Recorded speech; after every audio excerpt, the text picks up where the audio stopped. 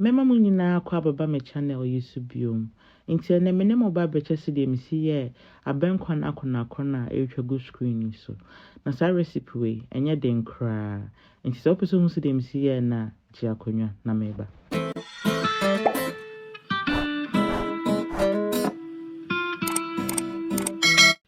Nti mesha se no manya me garlic, finger chillies, meko, Rosemary, jane, na star aniseed. Miria na me de hekedro kakra ka ho na se mayam ne kama. Nti miria na se me de me na mama horo ho kama.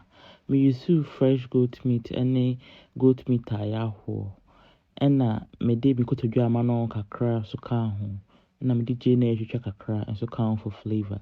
Ohu ginger garlic paste na oyam ye no, o de no so be ka ho. Na do preferred seasoning account. Unhia nsuo. Miria na ese me de asija so amemu achi for roughly 30 minutes. Miria na ese me de meko jene ene kwansu so agu adem na me de nsuo aka ho. Asija so amana huru kama.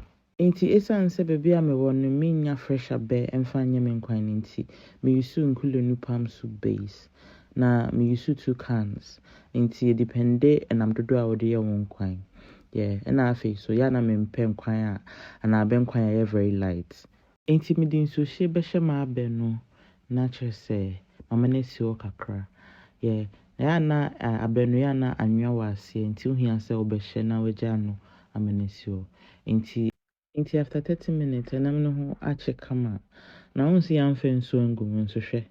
Yana hu hia say obeja nam no amemu ache kama. Yeah, since when you ready, I'll be to the crabby. I can't. It's a baby a dream. No, me de abena me share no, me de good menam ne ho. Now the begum kakra.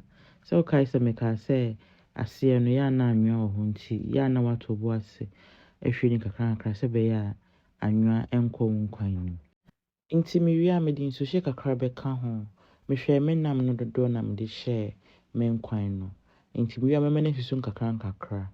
So kai omeko na wodi sija so no obeho akotie na ise wayam ne kama uwia na odi aka enkwan no ho nti wodi aka enkwan no ho awie no na odi watoso de a yeje ni ene ntos aka ho egu nkwan nti esanse Abenkwan de wo ya unhia tomato paste no o mountos kakra ko na ise wodi ojene so egum jene etre enkwan ma eyede inti me de me prekese hwehwe eja na me de tum we na me kai se me wa Amane bi wo ho na me de ba ko tum na me de me kobi ene me adwene eka ho inti nkwan ni so for roughly 40 minutes inti me jene ni me toast no na se mayam na se me de egumu back edu sabria obecha me nkwan no amene sisun kakra inti esisu na ebe kakra wo na mfoforo bia na ese wo de aka ho inti me de me mure gum